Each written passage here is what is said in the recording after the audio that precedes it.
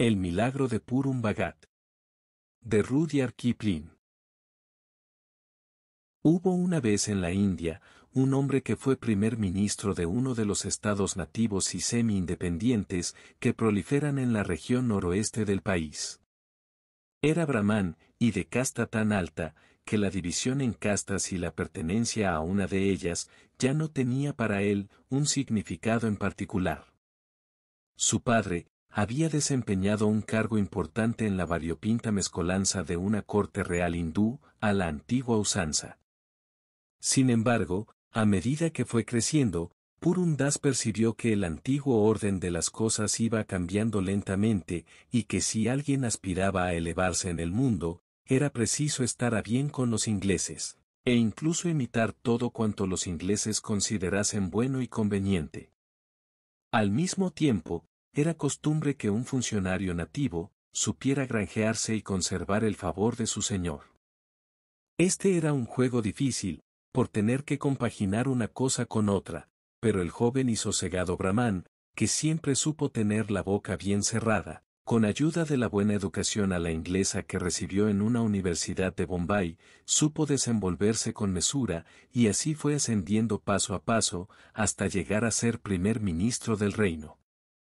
Dicho de otro modo, ejercía un poder real, aún mayor que el de su amo y señor, el Marajá.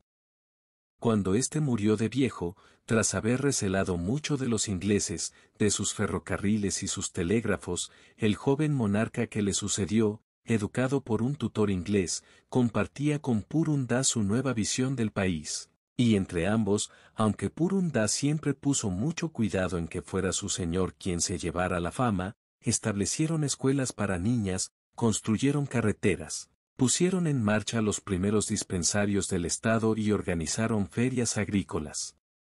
Con todo ello, el Ministerio de Exteriores y el gobierno de la India estaban encantados. Muy pocos son los estados indígenas en los que se acepta unánimemente y sin reservas el progreso al estilo de los ingleses, ya que no se suele creer que todo lo que fuera provechoso para los ingleses, tenía que ser doblemente provechoso para los asiáticos. Pero Purun Das, en cambio, dio sobradas muestras de hacerlo. El primer ministro llegó a ser amigo muy considerado de los virreyes y los gobernadores y vicegobernadores, así como de los misioneros que habían instalado hospitales en sus misiones. También tenía el favor y la simpatía de los oficiales ingleses, aficionados a la equitación, que iban de cacería por los terrenos del Estado, y gozaba del respeto de ejércitos enteros de turistas, que viajaban por toda la India cuando el clima refrescaba, dando lecciones a los lugareños sobre el modo en que se debían administrar las cosas.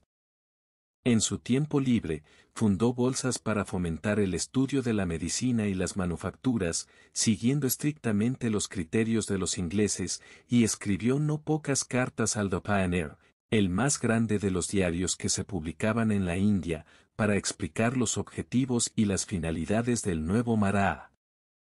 Por fin, hizo una visita a Inglaterra, y tuvo que pagar sumas enormes a los sacerdotes cuando regresó, ya que un brahmán de casta tan alta como era Purun Das, quedaba degradado en la jerarquía de las castas, por el mero hecho de haber cruzado el Negro Mar. En Londres, conoció y conversó con todo el que valía la pena conversar, con hombres cuyos nombres son conocidos por el mundo entero, y vio todo lo que merecía ser visto.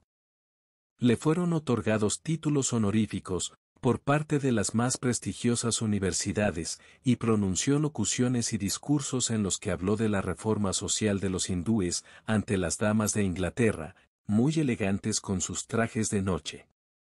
Hasta que llegó el día, en que todo Londres exclamó, «Este es el hombre más fascinante que hemos conocido en una cena de gala, desde que existen los manteles». Cuando regresó a la India, lo hizo envuelto en llamaradas de gloria, ya que el virrey en persona realizó una visita especial, con objeto de otorgar al Marajá la gran cruz de la Estrella de la India, toda diamantes, cintas y esmaltes. En aquella misma ceremonia, mientras los cañones disparaban las salvas de honor, Purun Das fue investido caballero comandante de la Orden del Imperio de la India. Así pues, pasó a ser conocido con el nombre completo de Sir Purun Das. En aquella velada, durante la cena que tuvo lugar en la gran tienda del virrey, se puso en pie, ostentando la medalla y el collar de la orden sobre el pecho, y respondió al brindis a la salud de su señor, con un breve discurso, que pocos ingleses de pura cepa habrían atinado a mejorar. Al mes siguiente, cuando la ciudad hubo recuperado su sosegada atmósfera habitual, calcinada por el sol, hizo algo que ningún inglés habría soñado hacer jamás. Decidió abandonarlo todo, y por lo que se refiere a los asuntos de este mundo, pereció. La insignia enjollada de su nombramiento de caballero de la orden fue devuelta al gobierno de la India, fue nombrado un nuevo primer ministro para que le sustituyera, y en los escalafones inferiores del Estado, comenzó un gran juego por ver qué subordinado ocupaba qué puesto. Los sacerdotes estaban al corriente de lo que había ocurrido, y el pueblo ya no lo sospechaba, pero la India es el único lugar del mundo, en el que un hombre puede hacer lo que le plazca, sin que nadie le vaya a preguntar por qué. El hecho de que Sir Purun Das hubiera dimitido de su puesto, hubiera renunciado a su palacio, hubiera prescindido de su poder, y hubiera tomado el cuenco de mendigar y la vestimenta de color ocre de un santón, no fue considerado nada extraordinario. Había sido, como aconseja la ley antigua, 20 años joven, y luego había sido 20 años combatiente, aun cuando nunca, en toda su vida, hubiera portado un arma, y había sido durante 20 años cabeza de familia. Había hecho uso de su riqueza y su poder, en aquello cuya utilidad y dignidad le constaba, había aceptado los honores cuando le llegaron, había visto a hombres y había visto ciudades lejanas y cercanas por igual, y tanto los hombres como las ciudades se habían puesto en pie para honrarle. Había llegado la hora de desprenderse de todas aquellas cosas, tal como un hombre se desprende del manto que ya no necesita.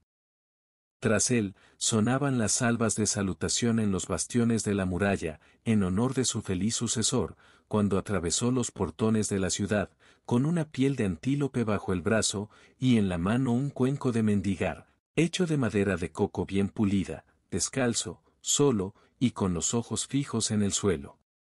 A medida que se alejaba, Purun Das asentía en silencio. Toda aquella vida había concluido, y él no le guardaba ningún rencor, como tampoco albergaba hacia ella impíos deseos, igual que un hombre no tiene sentimientos, ante un sueño descolorido, que pasó con la noche sin dejar rastro alguno tras de sí. Ahora era un sunyasi, un hombre sin hogar, un vagabundo mendicante, que pasaba a depender de sus vecinos a la hora de recibir su pan de cada día, pues mientras haya en la India un mendrugo que compartir, ni el sacerdote ni el mendigo perecerán de inanición. Nunca en su vida había probado la carne, y muy raras veces se alimentó de pescado. Un billete de 5 libras habría cubierto sus gastos personales en materia de alimentación durante cualquiera de los muchos años en que fue señor absoluto de muchos millones. Ni siquiera cuando estuvo en Londres, y fue el hombre de moda y recibió toda clase de agasajos, perdió de vista su sueño de paz y de quietud, su anhelo de recorrer los polvorientos caminos de la India, en los que se hallaban impresas las huellas de millares de pies descalzos, su voluntad de confundirse con el tráfico humano, lento e incesante, de respirar el humo acre de las hogueras a la luz del crepúsculo, de unirse a los caminantes, que, al caer la noche, duermen bajo las estrellas.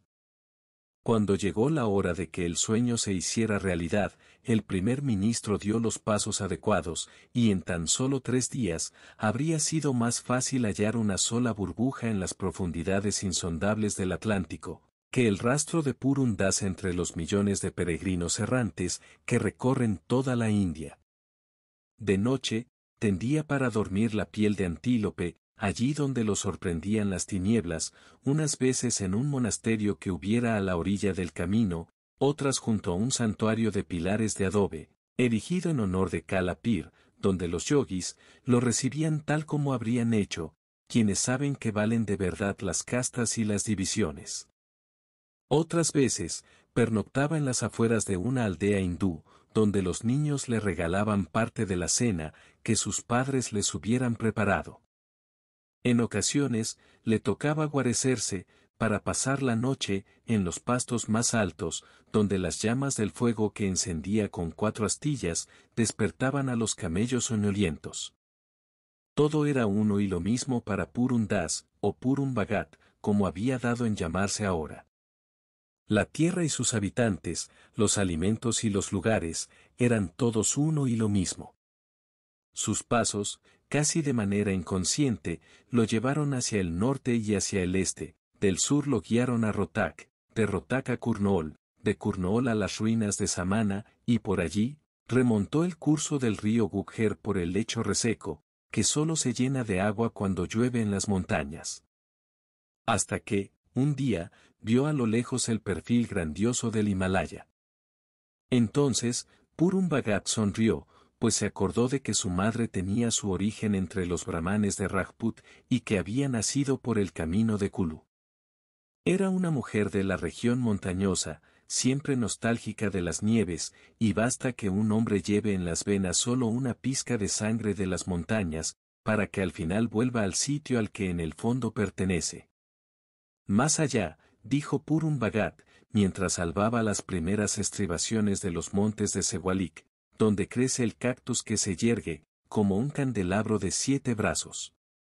Más allá me asentaré, y me dedicaré a meditar y a acrecentar mi sabiduría.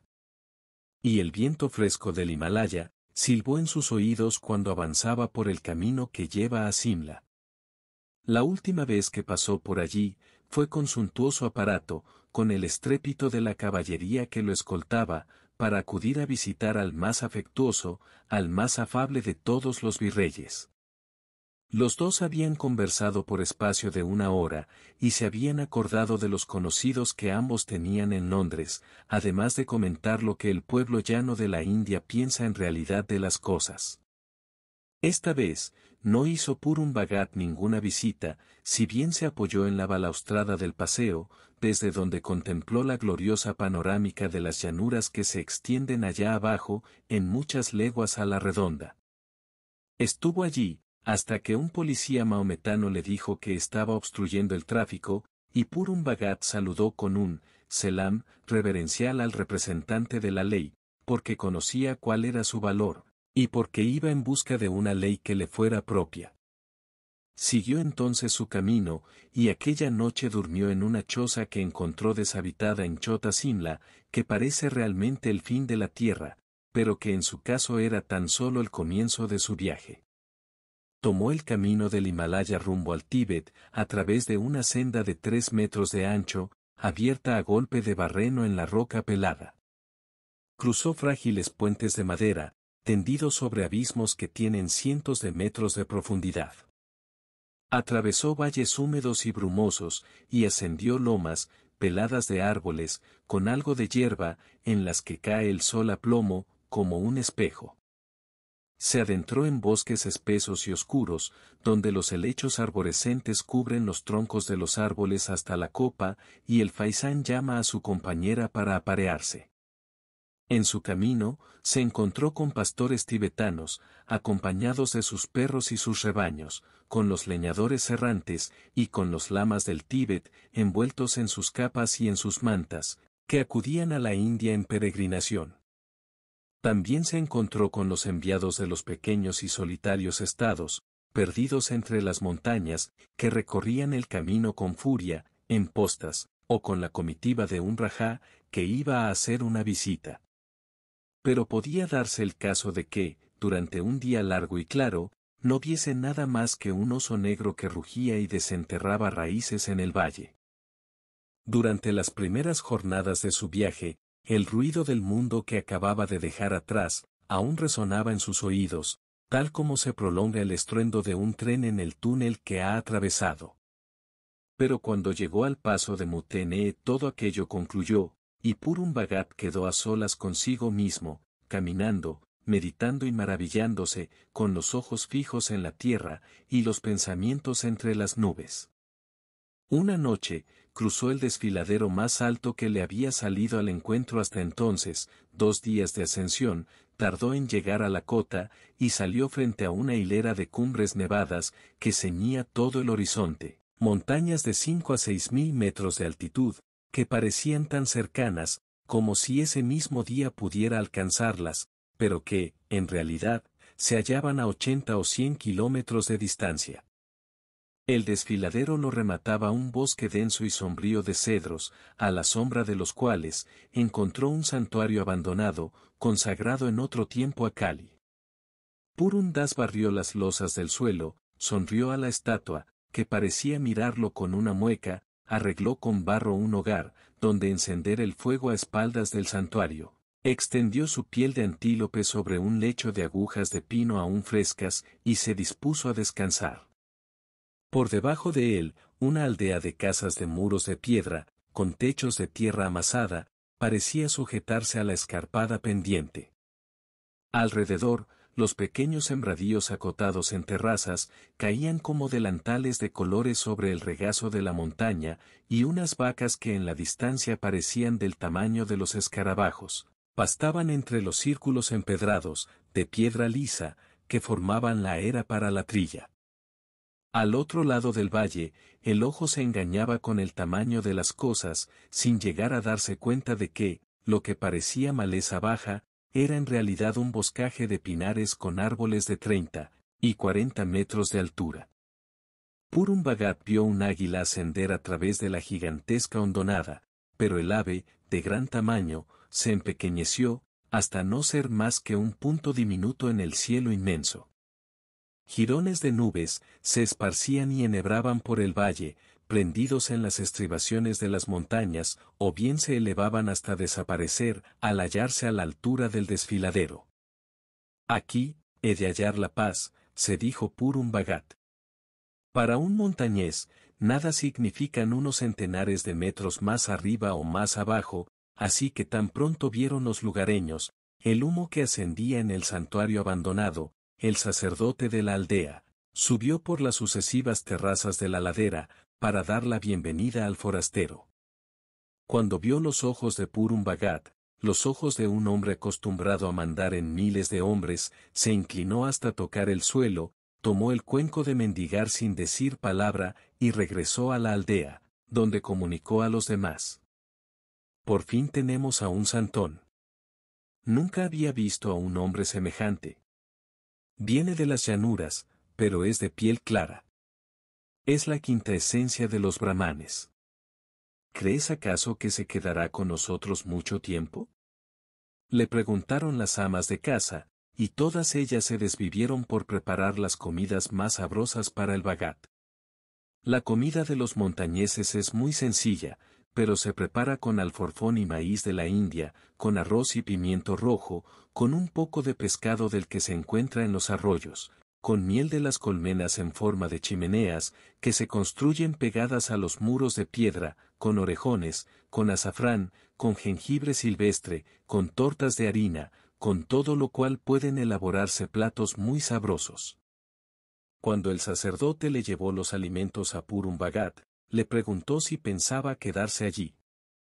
¿Necesitaría tal vez un chela, un discípulo, que mendigara en su nombre? ¿Tenía una manta para guarecerse del frío?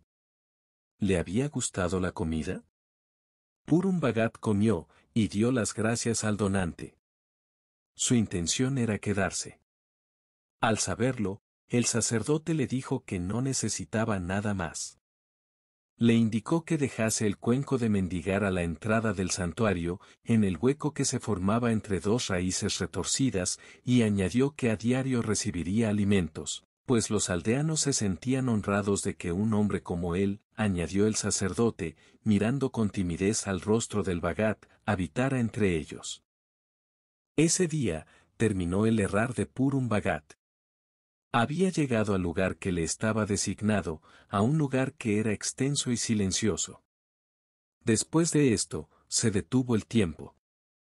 Sentado a la entrada del santuario, ya no supo si estaba vivo o si había muerto. Fue un hombre, cuya voluntad se imponía sobre su cuerpo, y también sobre los montes, sobre las nubes, sobre la lluvia ocasional, y sobre la luz del sol. Repetía un nombre en voz queda, para sus adentros, un centenar de centenares de veces, hasta que, con cada nueva repetición, parecía desplazarse y salir cada vez más fuera de su cuerpo, acercándose al umbral de una revelación portentosa. Pero en el preciso instante en que la puerta comenzaba a abrirse, su cuerpo lo arrastraba y lo obligaba a retroceder. Y con gran pesar, se sentía como si estuviera encerrado, atado a la carne, a los huesos de Purun Bhagat. Todas las mañanas, el cuenco de mendigar aparecía lleno, en silencio, en la oquedad de las raíces, a la entrada del santuario. A veces, era el sacerdote quien lo llevaba, otras veces, era un comerciante que se alojaba en la aldea, y deseoso de obtener algún mérito que le fuera reconocido, iniciaba el ascenso por la senda. Lo más corriente es que fuera la mujer misma, que la noche anterior había preparado los alimentos, y que al llegar arriba, le hablaba en un murmullo, apenas más audible que su respiración. Intercede por mí, ante los dioses, Bhagat. De vez en cuando, a un niño osado se le concedía el honor, y Purun Bhagat le oía dejar el cuenco y echar a correr a toda la velocidad que le permitieran sus piernas. Si bien el Bhagat jamás bajaba a la aldea, ésta se hallaba tendida como un mapa a sus pies. Veía desde allí las reuniones vespertinas de los lugareños, que se congregaban en el círculo de la era, por ser el único terreno llano. Veía el estupendo verdor sin nombre del arroz, cuando aún es joven, los azules índigo del maíz de la India, los trechos de terreno, como diques, en los que se cultivaba el alforfón. Y en esta época del año, la roja floración del amaranto, cuyas minúsculas semillas, constituyen un alimento que los hindúes pueden ingerir en épocas de ayuno. Cuando el año tocaba a su fin, las techumbres de las chozas parecían minúsculos cuadrados de oro puro, ya que era sobre los techos, donde se dejaban las mazorcas a secar. Las labores de la apicultura y de la cosecha, la siembra del arroz y su descascarillado, pasaban en sucesión ante sus ojos. Y pensaba en el mundo, en los hombres y sus obras, y se maravillaba, al preguntarse, a qué conducía todo aquello. Ni siquiera en un mundo tan populoso como el de la India, puede un hombre dejar que transcurra el día, sentado en absoluta quietud, sin que pasen a su lado seres salvajes, como si fuera él mismo una roca.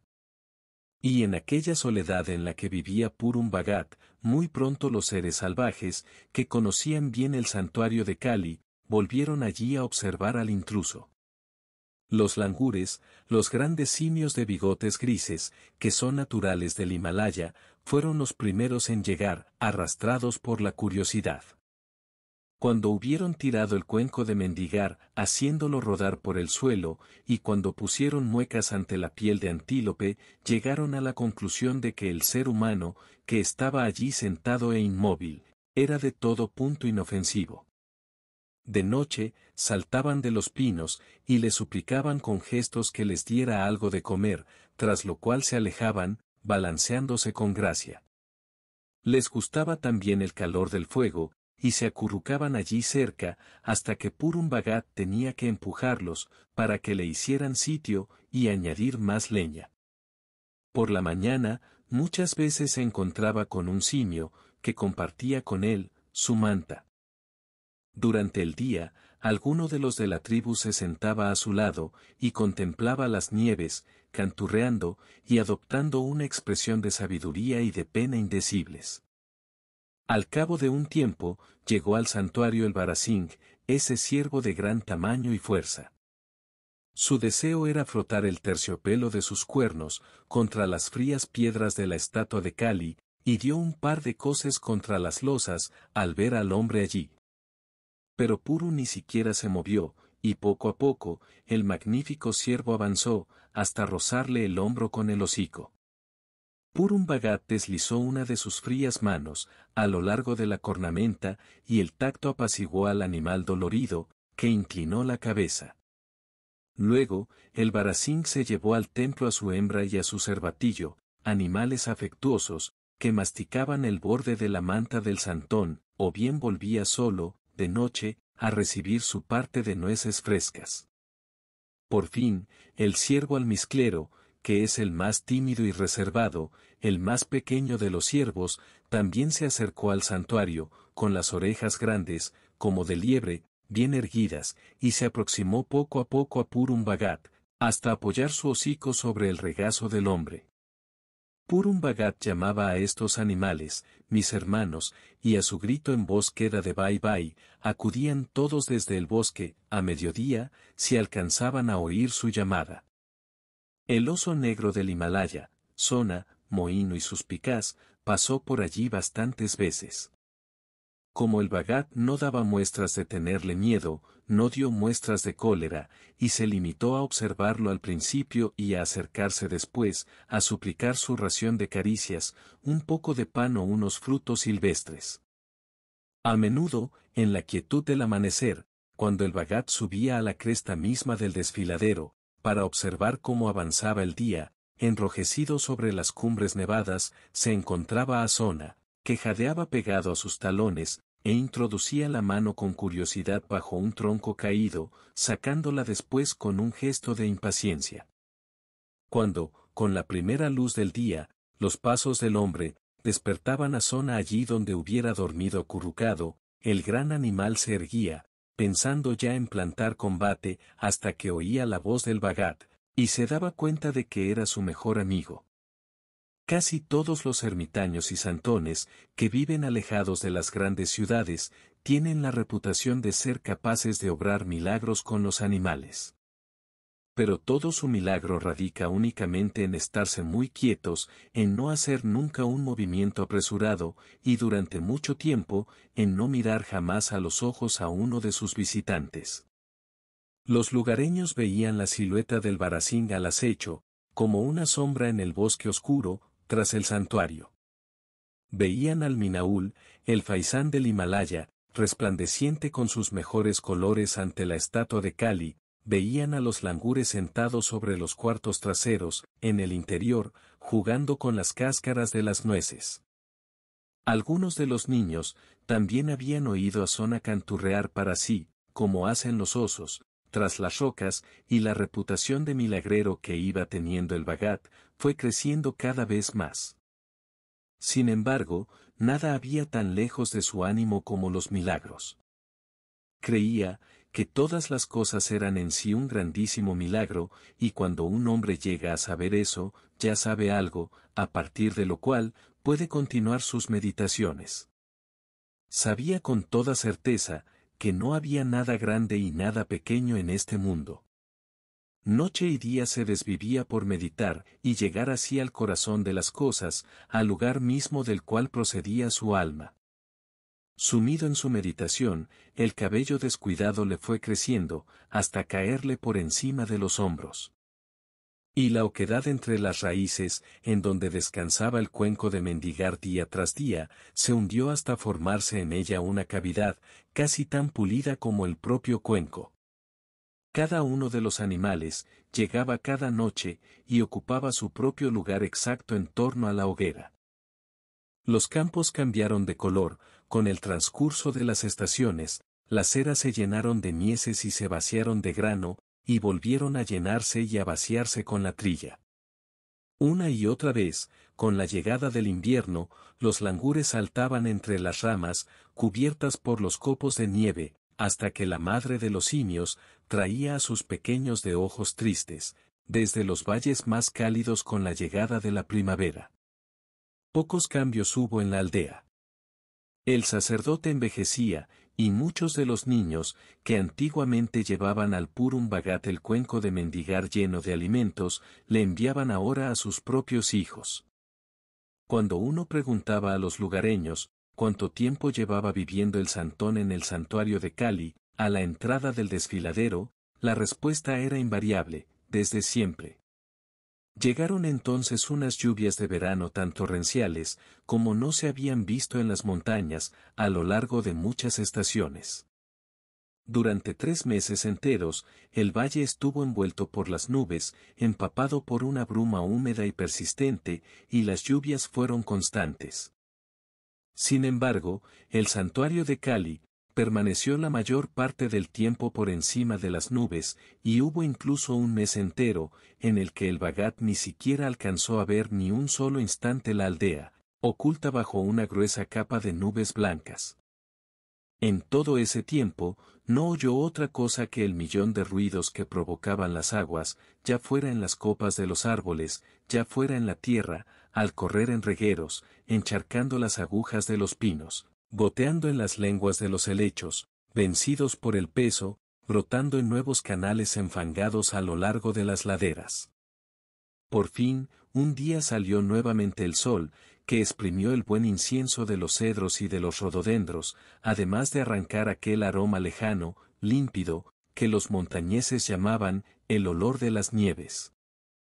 El calor del sol duró una semana entera, y después, las nubes de lluvia se acumularon, para descargar un último chubasco, con lo que el agua cayó en láminas que descascarillaron la piel del terreno, y que saltaban rebotadas en el fango. Purun Bhagat hizo una buena pila de leña para la hoguera de aquella noche, pues estaba seguro de que sus hermanos iban a necesitar el calor. Pero no llegó un solo animal al santuario, por más que los llamó con insistencia, hasta el momento en que cayó dormido, preguntándose qué podía haber pasado en los bosques. En el negro corazón de la noche, con el tamborileo de la lluvia semejante al de 1000 timbales, le despertó un tirón en la manta, y estirándose, palpó la pequeña mano de un langur. Se está mejor aquí, que en los árboles, dijo adormilado, aflojando un pliegue de la manta. Toma, entrarás en calor. El mono le tomó de la mano, y tiró con fuerza. Ah, ¿es comida lo que quieres?, dijo Purun Bhagat. Aguarda un poco, y te prepararé algo. Cuando se arrodillaba para echar leña a la hoguera, el langur se acercó corriendo a la puerta del santuario, lloriqueó como si entonase una triste canción, y volvió corriendo, para tirar otra vez de la rodilla del hombre. ¿Qué sucede? ¿Qué te inquieta, hermano?, dijo Purun Bhagat, pues en los ojos del langur vio cosas que no acertó a entender. A menos que uno de tu misma casta se encuentre atrapado, y aquí nadie pone trampas. No saldré por nada, con este tiempo que hace. Mira, hermano, si hasta el Barasín viene en busca de cobijo. La cornamenta del ciervo chocó cuando entró en el santuario, chocó ruidosamente contra la sonriente estatua de Kali. Bajó los cuernos en dirección a Purun Bhagat, y dio un par de coces con evidente inquietud, resoplando por el hocico entrecerrado. «Ea, ea», dijo el Bhagat, e hizo chasquear los dedos. ¿Es así como me pagas el refugio que te doy esta noche? El ciervo, sin embargo, lo empujó hacia la puerta, y fue entonces cuando Purun Bhagat oyó el ruido de algo, que se abría con un suspiro, y vio dos losas del suelo, separarse una de la otra, mientras la tierra viscosa, debajo, formaba una boca, cuyos labios emitieron un chasquido. Entiendo, dijo Purun Bhagat. No se puede culpar a mis hermanos, de que esta noche no vinieran a caldearse junto al fuego. La montaña se deshace a terrones. Y sin embargo, ¿por qué había yo de marchar? Miró entonces el cuenco de mendigar, que estaba allí vacío, y le mudó el semblante. A diario me han dado de comer desde que vine, y si no ando deprisa, mañana no habrá una sola boca en el valle. Desde luego, debo ir a avisarles a los de allá abajo. Atrás, hermano. Déjame llegar al fuego.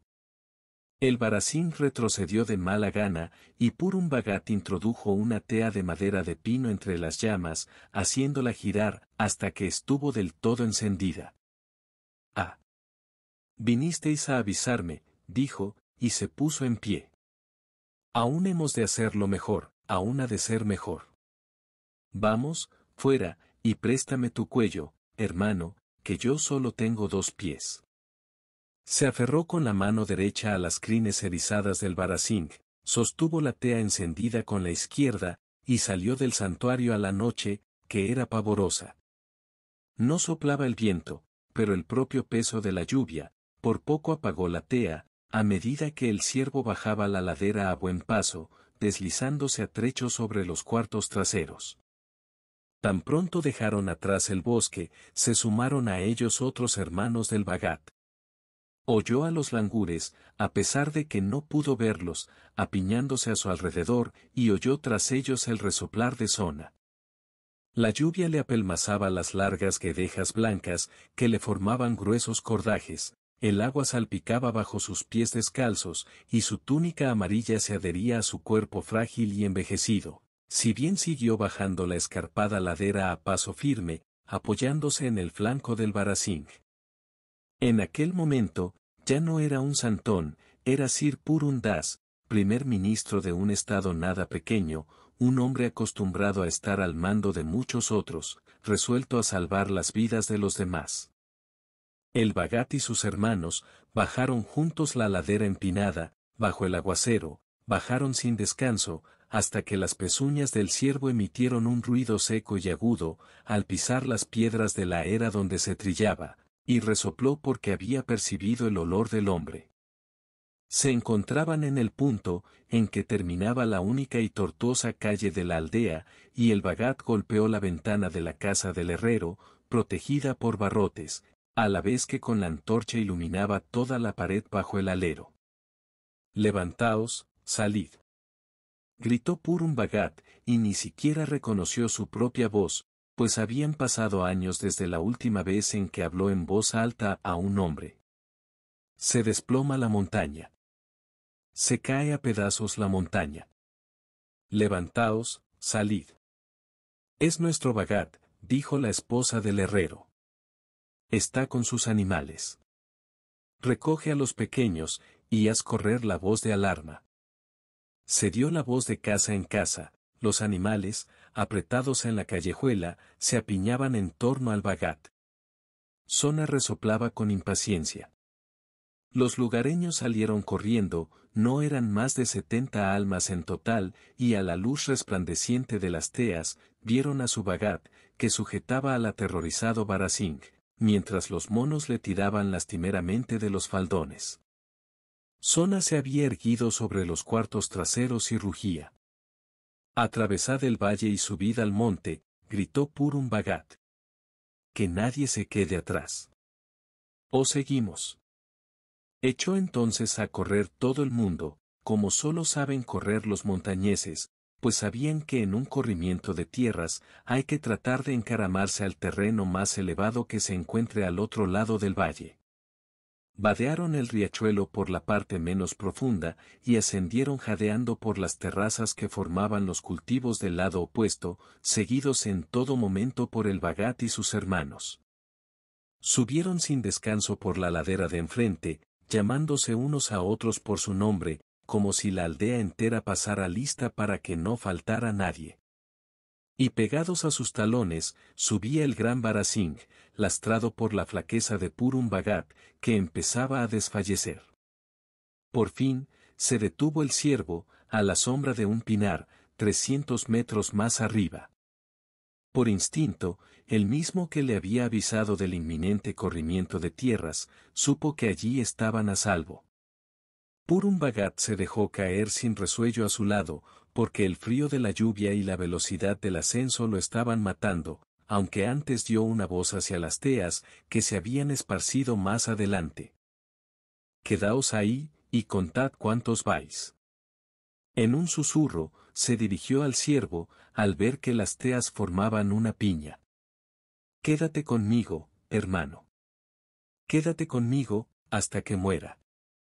Hubo en el aire un suspiro leve, que dio lugar a un murmullo, que dejó a su vez paso a un rugido que sobrepasó todo sentido del oído, y la ladera en la que se encontraba la aldea, fue alcanzada por la negrura, y se meció entera con el golpe. Una nota tan constante, tan honda y tan cierta como el sonido grave de un órgano, lo ahogó todo, tal vez durante unos 5 minutos, en los cuales las raíces mismas de los pinos se estremecieron ante la potencia del corrimiento. Al rato, ese fragor terrible pasó, y el rumor de la lluvia, que caía sobre kilómetros innumerables de tierra dura, se trocó en apagado tamborileo del agua sobre la tierra reblandecida. El rumor hablaba por sí solo. No hubo un solo lugareño, ni siquiera el sacerdote, capaz de armarse de valor para hablar al Bhagat, que les había salvado la vida. Se acuclillaron bajo los pinos y aguardaron en silencio la llegada del alba. Cuando se hizo la luz, miraron al otro lado del valle, y vieron lo que había sido un bosque, y los campos dispuestos en terrazas, y los pastos surcados por las sendas, convertidos en páramo enrojecido, abierto en abanico, con unos cuantos árboles arrancados de cuajo sobre el declive del terreno. Aquella roja cicatriz ascendía por el monte, represando el riachuelo, que había empezado a extenderse en un lago del color de la arcilla. De la aldea, del camino al santuario, del santuario mismo, del bosque que comenzaba más allá, no quedaba ni rastro. En más de 2 kilómetros de anchura, en más de 700 metros de altitud, la ladera se había desgajado materialmente, alisada por completo. Y los lugareños fueron saliendo uno a uno del bosque, para orar en presencia de su Bhagat. Vieron al Barasín de pie a su lado, aunque se dio a la fuga cuando se acercaron, y oyeron a los langures gemir en las ramas, y el doliente rugir de Sona en lo alto, si bien su Bhagat estaba muerto, sentado con las piernas cruzadas, la espalda apoyada contra el tronco de un árbol, y la cara vuelta hacia el nordeste. He aquí un milagro tras otro milagro, dijo el sacerdote, pues esta es la actitud en la que todos los sannyasis han de ser enterrados. Así pues, ahí donde ahora se encuentra, erigiremos un templo que honre a nuestro santón. Construyeron el templo antes de que terminase el año, un pequeño santuario de piedra y de arcilla, y al monte lo llamaron el Monte del Bhagat. Allí le rinden adoración con luces encendidas, con flores y ofrendas, aún a día de hoy. No saben en cambio, que el santo, al que tanta devoción profesan, es en realidad el difunto Sir Purun Das, doctor en leyes civiles, doctor en filosofía, etc., que fuera primer ministro del ilustrado estado de Moinibala, y miembro honorario de numerosas sociedades científicas. Demasiado para un hombre, sabedor de que tantas cosas no son necesarias en este mundo, ni tampoco en el que haya de venir. Fin.